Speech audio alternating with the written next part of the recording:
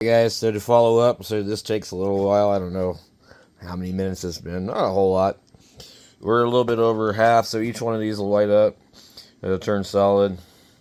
It'll go to the next one, and then eventually they're just all solid. And then I think the whole thing just like flashes after it's done. So we put this one's going in here. This is the Windows drive. So we're gonna be running this instead. And then we pulled out the 12 gigabytes of RAM that was in here, and so we put these in here. I've been running these in a different computer. So this is an Asus board. It's the H170 Plus D3, and we got a Core i5 6500, which is the really weird Skylake. Well, it's not really weird, but it's really weird to see it on a DDR3 platform. So about 2015, I think this thing came out. Ubuntu doesn't really give me information about what is the RAM. Maybe we can go system details. It'll tell you a little bit more. It tells you what the graphics is it's using. For some reason, it says that the disk capacity is 2 terabyte, which is not right.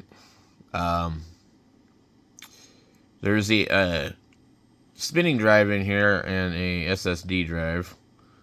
I like to buy these just little cheap 512 gigabyte drives. To me, that used to be kind of large, but it's considered small by most people now.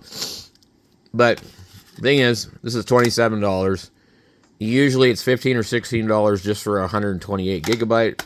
And then 256 is like, could be, depending on the brand, could be as much as one of these. And then a terabyte you can get for, I think, around probably 45 to like ridiculous money.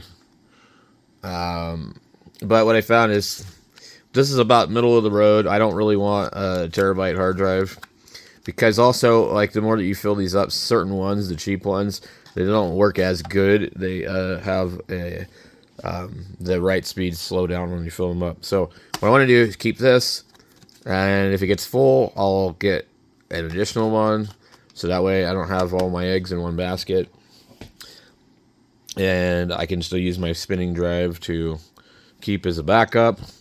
And also the other one that's inside of here, it's a terabyte or whatever it is, can do whatever. I'm not sure why it thinks it's 2 terabyte. It's really strange. We go into the disks here. Usually that's the easiest way to tell. It'll show me my drives. It's a 1.5 terabyte, but maybe it's formatted wrong. So it might be a 2 terabyte. We see the PNY SSD 500. Now, if we actually probably look at the properties of this. Actually, I don't know if we can. It just showed it as being like something else. Anyway, yeah, so this one here, I don't know anything with it. I had information on it, had lots of music on it, accidentally formatted it. So, anyway, when this gets done, I'll pull the cover off of this thing and put the drive in there and put the other one maybe somewhere in here. I don't know if there's a spot I can hide the other one. There might be a little spot behind here where it'll sit. Anyway, this is the computer that came from Phoenix, like TV station or radio station. It says AV Production 2, and then it's got like an IP type of style address, 17.25.1.1111. But it runs really well, and it really only draws a very limited amount of power. It's very efficient. So that's what I like about it. One of my older computers, I just couldn't believe how much power it draws and how slow it was compared to this. So these are definitely really efficient. like 25, 30 watts draw. So anyway, thanks for watching, and just wanted to bring you guys up to speed on what I was doing. The other video I kind of showed how you get this stupid thing to work. I put a link in it. There's another company that either is the parent company or is the Rebadged. It's a Sabrent one.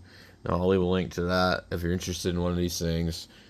These have the connection on the back, so they can be used with the special USB 3.0 cable, or they can be offline clone.